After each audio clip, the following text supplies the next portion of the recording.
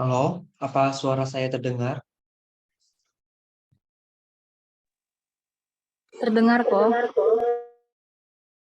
Ya, silakan dimulai.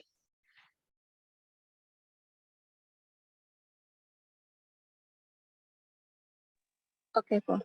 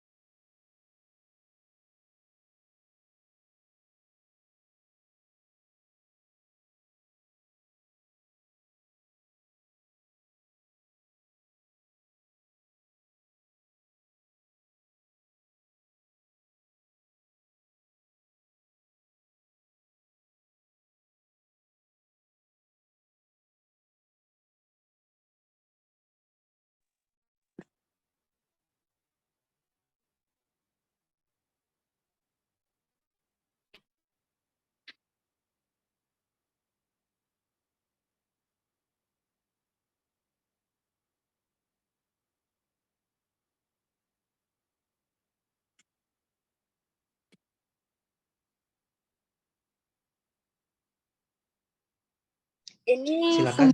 diucapin ya kok? Dibacain? Iya, judul dibacain. Oke kok. 10 menit ya. Oke kok. Baiklah, saya akan mempresentasikan pengaruh profitabilitas, volume perdagangan, dan leverage terhadap volatilitas harga saham dengan kebijakan dividen sebagai variabel moderasi pada perusahaan terindeks LQ45 tahun 2017-2018. Dengan saya sendiri, Jessie Len, dengan NIM 1921241. Dengan dosen pembimbing Pak Nicholas Renaldo SEMM. Hal yang melatar belakangi fenomena penelitian saya yaitu karena pertumbuhan ekonomi merupakan proses perubahan kondisi perekonomian di suatu negara secara berkesinambungan menuju keadaan yang lebih baik selama periode tertentu. Nah, suatu perekonomian dikatakan mengalami suatu perubahan akan perkembangannya apabila tingkat kegiatan ekonominya lebih tinggi daripada yang dicapai pada masa sebelumnya. Perkembangan ekonomi di Indonesia itu semakin berkembang dipengaruhi oleh berbagai macam faktor. Indikator yang paling penting untuk mengetahui kondisi ekonomi di suatu negara dalam periode tertentu ditunjukkan oleh data produk domestik bruto atau PDB. Nilai PDB akan memberi gambaran tentang bagaimana kemampuan negara dalam mengelola serta memanfaatkan sumber yang ada. Dari grafik yang ditampilkan ini bisa dilihat bahwa ekonomi Indonesia itu mengalami pertumbuhan yang baik. Berdasarkan data PDB, data BPS, dimulai dari tahun 2017 jumlah PDB itu 137,09, meningkat ke tahun 2018 sebesar 142,33, sehingga di akhir tahun 2021 mengalami peningkatan di angka 152,63. Faktor yang membuat pertumbuhan ekonomi tersebut karena adanya pasar modal. Pasar modal ini menjadi alternatif sumber pendanaan suatu perusahaan yang dapat membiayai segala kegiatan operasionalnya. Harga saham yang menjadi indikator bagi para investor untuk menilai kinerja suatu perusahaan di masa mendatang. Jika harga saham terjadi pada suatu perusahaan mengalami kenaikan, maka para investor menilai bahwa perusahaan tersebut telah berhasil dalam tata kelolanya. Selanjutnya yaitu LQ45 terdiri dari 45 perusahaan yang memenuhi kriteria BEI sebagai perusahaan dengan tingkat likuiditas saham tertinggi. Pergerakan indeks LQ45 bisa dilihat dari grafik ditampilkan ini. Grafik ini diketahui adanya hubungan antara perubahan indeks LQ45 dengan IHSG tahun 2017 hingga 2022 yang mengalami kenaikan dan penurunan juga. Sementara pada tanggal 13 Mei 2022 itu mengalami penurunan sebesar 995,98 yang itu dikarenakan perusahaan memiliki likuiditas tertinggi dengan kapitalisasi pasar besar serta didukung oleh fundamental perusahaan yang baik. Hal itu terjadi karena IHSG mengukur kinerja harga saham semua saham yang tercatat di papan utama dan papan pengembangan Bursa Efek Indonesia. Berdasarkan data yang diambil dari BI, saat ini total 809 saham yang terdaftar di BI.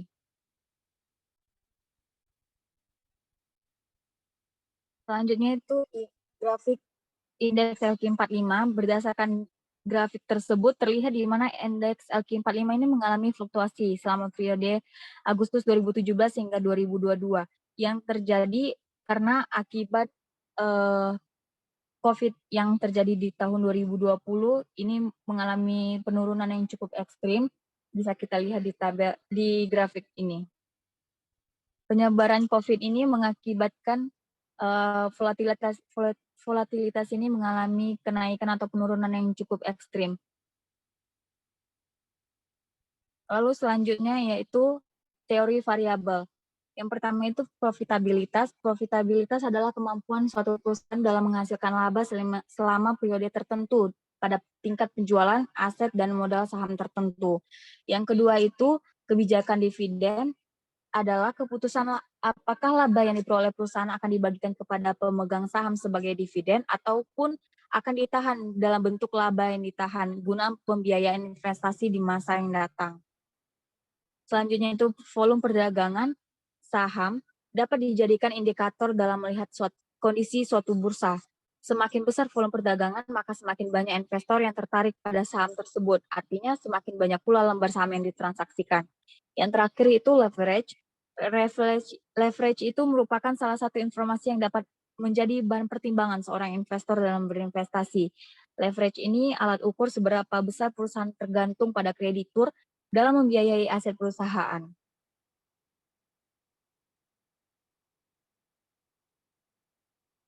Lalu tujuan penelitian ini adalah untuk mengetahui dan menganalisis pengaruh faktor profitabilitas volume perdagangan leverage terhadap volatilitas harga saham, dan juga untuk mengetahui dan menganalisis kebijakan dividen yang dapat memoderasi pengaruh faktor profitabilitas, volume perdagangan, dan leverage terhadap volatilitas harga saham perusahaan terindeks LQ45 tahun 2017-2022. Manfaat penelitiannya yaitu yang pertama ada manfaat teoritis, itu berpengaruh untuk menambah wawasan dan pengetahuan mengenai pengaruh profitabilitas kebijakan dividen, volume perdagangan, dan leverage terhadap volatilitas harga saham. Yang kedua yaitu manfaat praktis, bagi perusahaan diharapkan menjadi sarana bermanfaat dalam mengukur kinerja perusahaan. Yang kedua bagi investor berguna untuk memberikan kontribusi terhadap sebagai bahan pertimbangan bagi calon investor. Yang ketiga yaitu manfaat kebijakan yang berguna diharapkan untuk memberikan kontribusi sebagai salah satu dasar untuk menetapkan kebijakan yang berkaitan dengan volatilitas harga saham. Selanjutnya yaitu tinjauan pustaka. Yang pertama yaitu sinyal teori atau teori sinyal. Teori sinyal ini didasari oleh pemikiran bahwa manajemen akan memberikan informasi terkait kondisi perusahaan yang dimiliki pihak eksekutif untuk disampaikan kepada calon investor. Namun investor tidak akan mempercayai informasi tersebut karena investor ini menganggap bahwa manajer memiliki kepentingan sendiri. Sehingga perusahaan yang memiliki nilai tinggi akan melakukan signaling terhadap kebijakan keuangan perusahaan. Dan hal ini berbeda dengan perusahaan yang memiliki nilainya rendah. Lalu yang kedua itu teori agensi. Teori agensi ini menyatakan bahwa masalah keagenan atau agensi problem yang potensial ini muncul ketika manajer perusahaan memiliki kurang dari 100% saham perusahaan. Masalah keagenan ini yaitu konflik kepentingan yang potensial antara agen atau manajer dan pemegang saham atau pihak luar atau pemberi utang kreditur. Konflik keagenan ini juga terjadi antara kreditur dan pemegang saham. Lalu di sini ada kebijakan dividen, yaitu terbagi dalam 4 kategori teori, yaitu dividen irrelevance theory, ada juga the bird in hand theory, ada juga tax preference theory, dan terakhir itu clientele effect theory. Ada teori struktur modal yang terbagi dalam 3, yaitu teori trade-off theory, pecking order theory, dan free cash flow theory. Volatilitas harga saham ini yaitu besarnya jarak antara fluktuasi atau naik turunnya harga saham yang dapat dipengaruhi oleh informasi harga di pasar modal. Meningkatnya volatilitas harga saham ini terjadi karena naik atau turunnya harga saham yang semakin besar. Terjadinya volatilitas harga saham karena masuknya informasi baru ke dalam bursa. Pada pasar efisien, tingkat harga akan melakukan penyesuaian yang cepat sehingga harga yang berbentuk mencerminkan informasi baru. Dalam volatilitas itu ada 4 jenis, yaitu future volatility, historical volatility, forecast volatility, implied volatility, dan yang kelima itu seasonal volatility. Di sini ada research gap. Yang pertama itu oleh Puji Estuti Hendrawati, di mana penelitian tersebut mengatakan bahwa ROA menunjukkan hasil berpengaruh negatif terhadap volatilitas harga saham. Sedangkan hasil penelitian oleh Adriana dan teman-teman itu mengetahui bahwa profitabilitas tidak berpengaruh terhadap volatilitas harga saham. Yang kedua itu volume perdagangan. Volume perdagangan yang diteliti oleh Puji Estuti dan Hendrayanti mengungkapkan bahwa volume perdagangan itu berpengaruh positif terhadap volatilitas harga saham. Sedangkan yang diteliti oleh Wahyuni mengatakan bahwa volume perdagangan tidak berpengaruh terhadap volatilitas harga saham.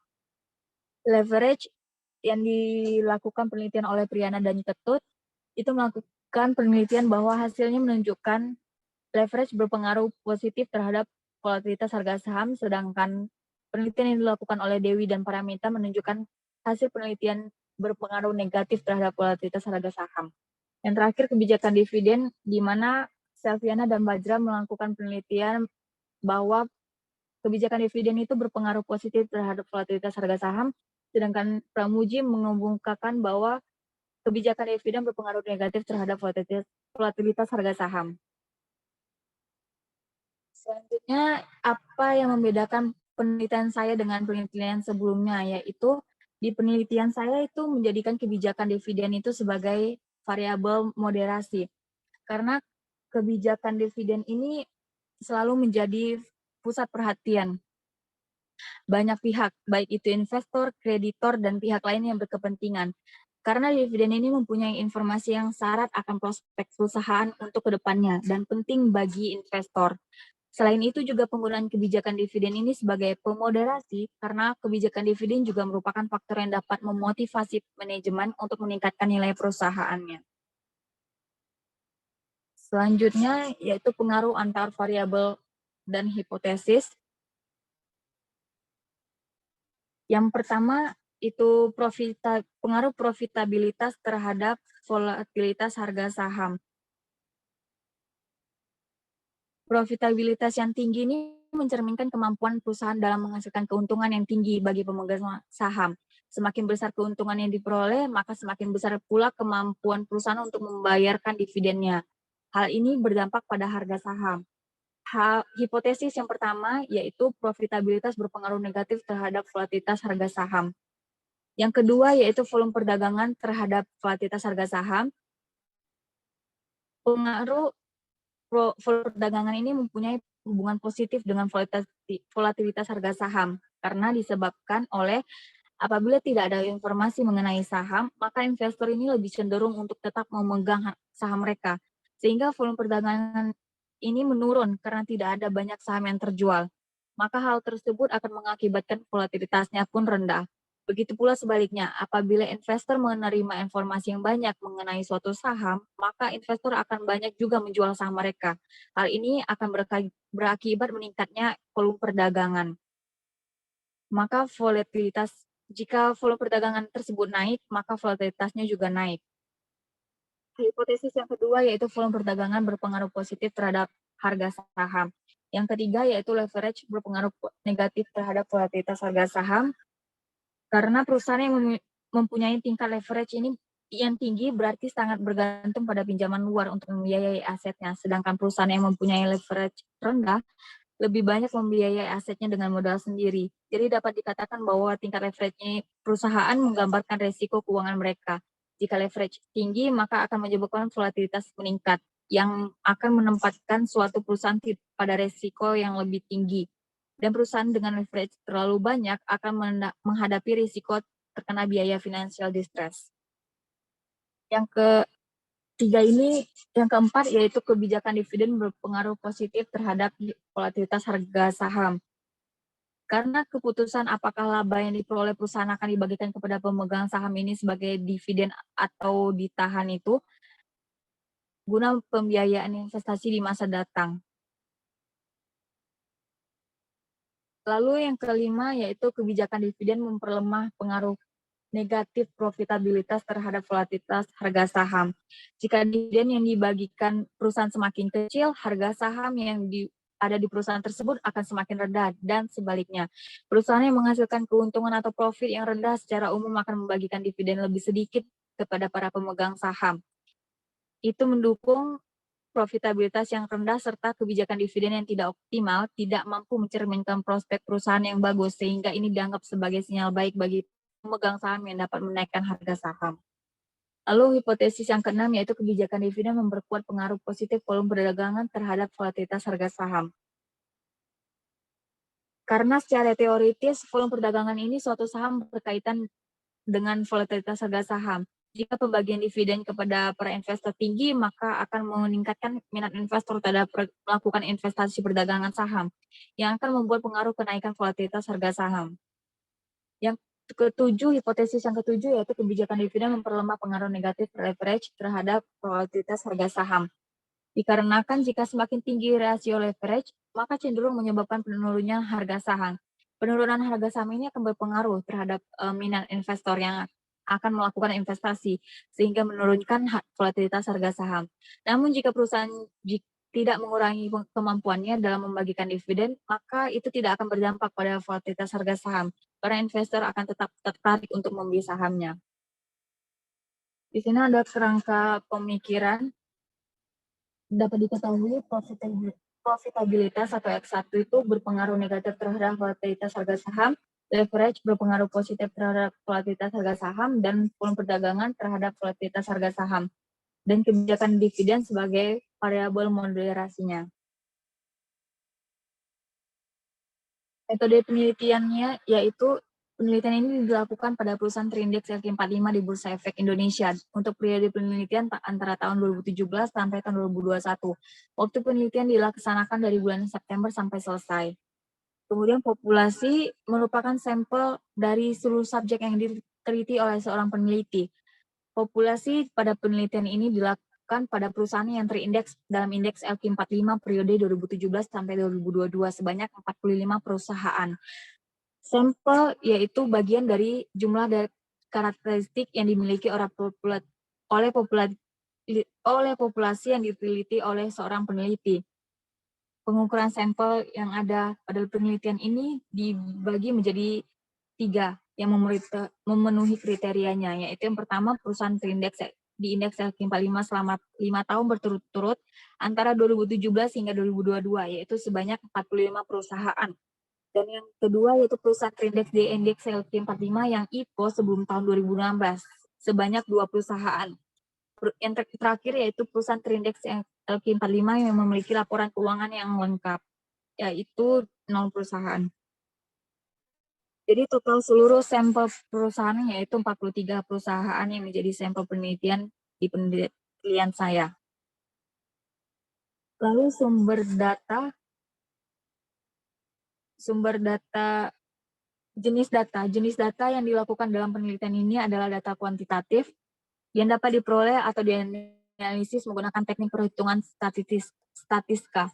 Data yang digunakan dalam penelitian ini adalah data laporan keuangan tahun perusahaan terindeks. Yang kedua itu sumber data penelitian ini adalah data sekunder. Data sekunder itu diperoleh secara tidak langsung melalui media perantara.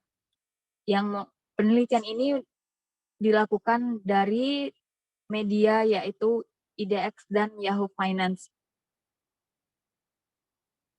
Yang ketiga yaitu definisi variabel operasional variabel, yaitu penjelasan mengenai variabel-variabel peneliti dan skala pengukuran variabel, juga untuk memberikan batasan terhadap variabel yang ada di dalam penelitian.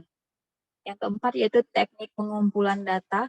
Dalam penelitian ini, teknik pengumpulan data yang digunakan adalah metode dokumentasi, yaitu mengumpulkan dan mempelajari dokumen-dokumen dan data-data yang diperlukan. Dokumen dan data tersebut dapat dilihat dari laporan keuangan atau laporan tahunan perusahaan yang dapat diambil dari BI atau IDX.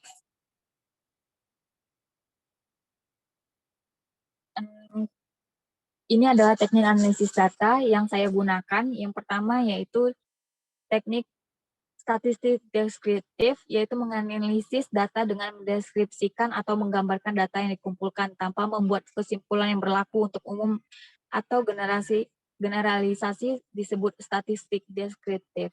Yang kedua yaitu uji asumsi klasik. Uji asumsi klasik dapat dilakukan sebelum pengujian regresi linear berganda. Namun terlebih dahulu dilakukan uji normalitas, heterokedastisitas, multikolinearitas, dan autokorelasi. Segitu kok presentasinya. Ya, hampir 20 menit kamu. Oh iya kok. Kita coba meringkas ya. Coba Oh, buka dari awal.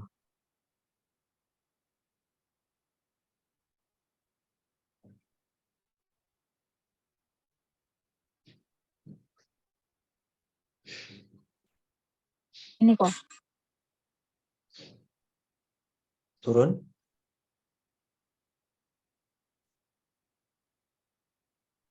Lanjut. Lanjut. Lanjut.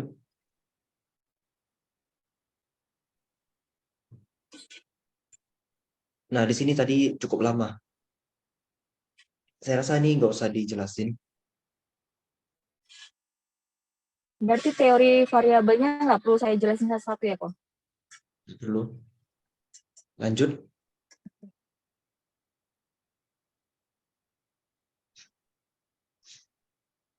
Lanjut. Lanjut. Ini tadi juga agak lama. Oke. Ini cukup dibilang aja, disebut aja, nggak usah jelaskan. Semuanya kok, termasuk kebijakan dividennya. Emang Ya, iya. Oke, oke. lanjut.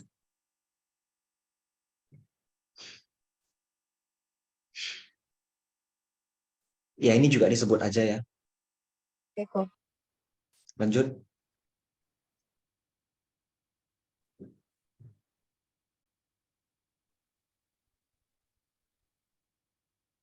Ini diringkas saja.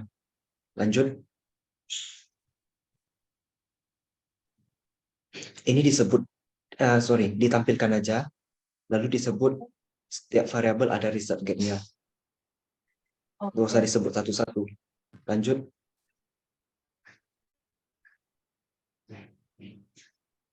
Lanjut.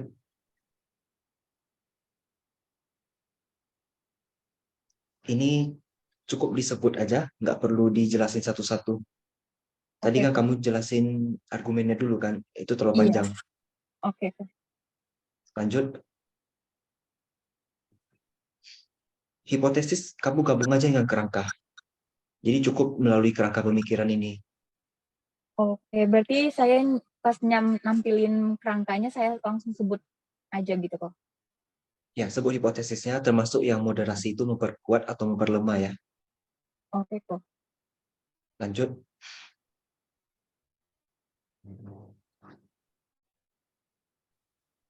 Lanjut. Lanjut. Oh, sorry, ke atas dulu. Itu definisi operasional. Tulisannya salah tuh. Oh iya. Oke, oke kok. Lanjut. Statistik tulisannya. Oh iya, statistik. Lanjut. Selesai ya. Udah selesai kok. Uji hipotesisnya belum kamu sebut. Oh iya, itu termasuk uji asumsi klasik kok. Enggak, itu berbeda. Oh, berbeda ya. Tambahkan persamaan regresi dengan apa? Nanti Uji saya WA akan hipotesis. tulisannya ya. Regresi moderasi itu saya WA akan tulisannya sama tambahkan uji Oke, kok. hipotesis. Oke, kok.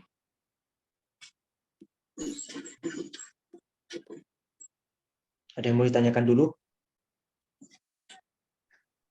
Saya rasa belum ada kok. Oke, saya yang tanya ya. Oke, kok. Hipotesis artinya apa? Hipotesis itu gambaran sementara mengenai penelitian yang dilakukan. Dugaan, bukan gambaran. Oh iya, dugaan. Yang akan dibuktikan melalui penelitian. Oke. Coba ulangi. Hipotesis itu merupakan dugaan yang dilakukan sebelum penelitian dilakukan. Dugaan sementara ya. Dugaan sementara. Oke. Apa yang jadi fokus masalah pada penelitian ini?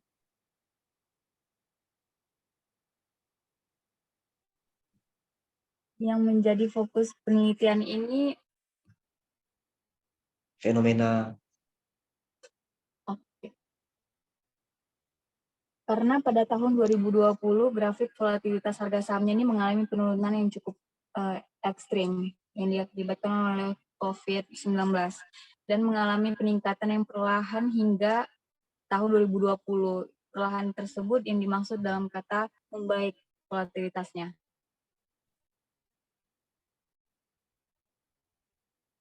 mengapa pakai teori sinyal?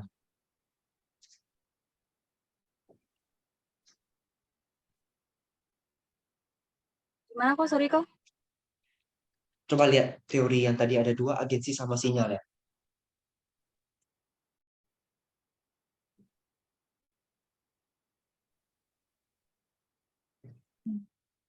Ini kok. Kenapa pakai teori sinyal? Karena informasi ini karena teori ini memuat informasi yang penting untuk diketahui oleh para investor. Kurang tepat jawabannya.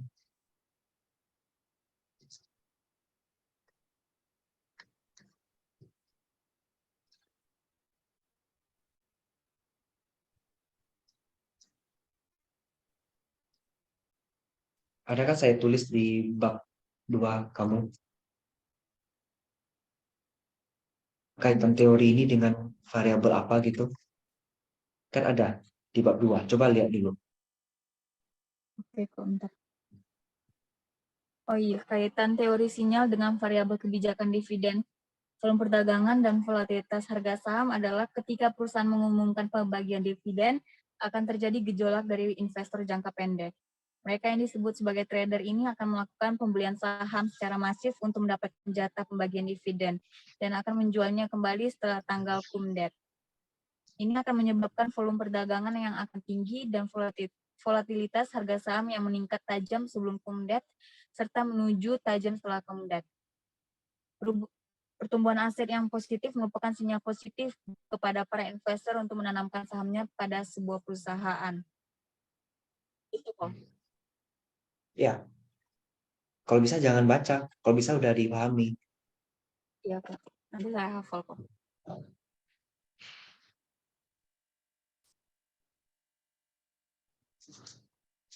Coba lihat kerangka pemikiran.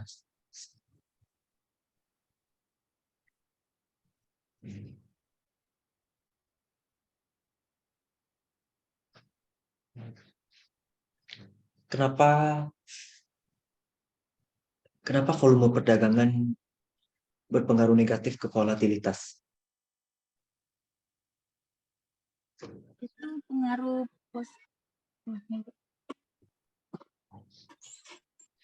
harusnya volume perdagangan positif kok, sorry kok.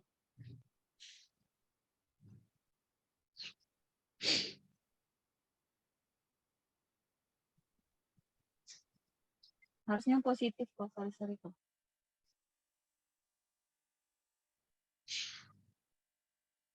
Tunggu, proposal kamu saya buka dulu.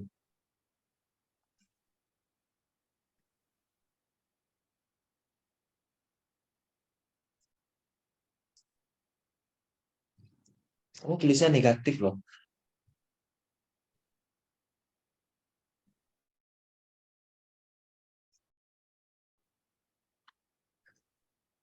Oh iya, kamu tulisnya positif.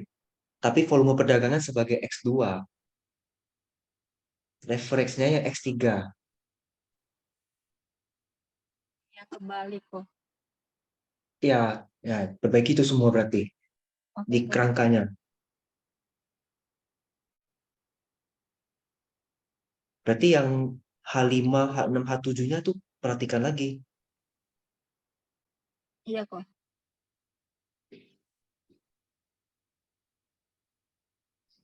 Berarti H6-nya itu positif, betul. H7-nya negatif. Ya, berarti kamu cuma terbalik di leverage sama volume perdagangan. Iya.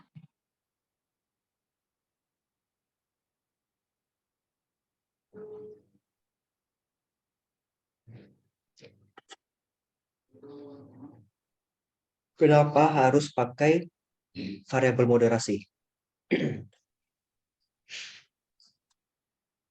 Karena itu menjadi pembeda di penelitian saya dan juga untuk mengetahui jika kebijakan dividen ini sebagai variabel moderasi, apakah dapat memperkuat atau justru memperlemah variabel independen saya.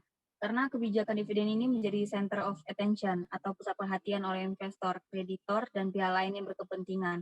Karena kebijakan dividen ini kan pemberitahuan. Jadi jika kebijakan dividen diberitahukan positif, maka investor akan membeli saham yang dapat menggunakan naik turunnya, yang dapat membuat naik turunnya pembelian saham. Dan hasil penelitian itu saya harapkan nantinya dapat berkontribusi terhadap bahan pertimbangan ataupun dasar untuk menetapkan kebijakan yang berkaitan dengan volatilitas harga saham. Jawaban yang kamu barusan bilang, ada ditulis di dalam proposal nggak? Sebagian kok, sebagian lagi nggak ada. Coba tambahin lah dulu. Oke. Tambahin di proposal bab 1 ya, bagian apa perbedaan penelitian itu. Ya, apa kok? Biar nggak lupa ya.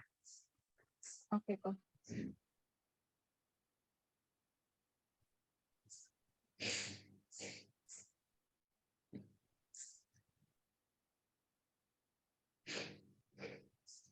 Slide yang ada nunjukin rumus belum ada ya? Oh nggak, saya masukin kok. Ya masukin aja, tapi itu untuk ditampilkan, tidak perlu jelaskan. Oh oke oke.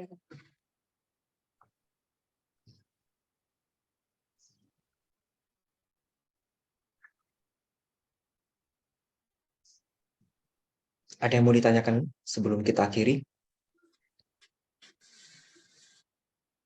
Sepertinya belum ada kok. Oke, kalau gitu terima kasih ya sudah hadir untuk simulasi hari ini. Semoga lancar ya seminarnya. Oke. Terima Saya kasih kok. akhiri Zoom-nya. Nanti saya share rekamannya ya. Oke kok, terima kasih kok.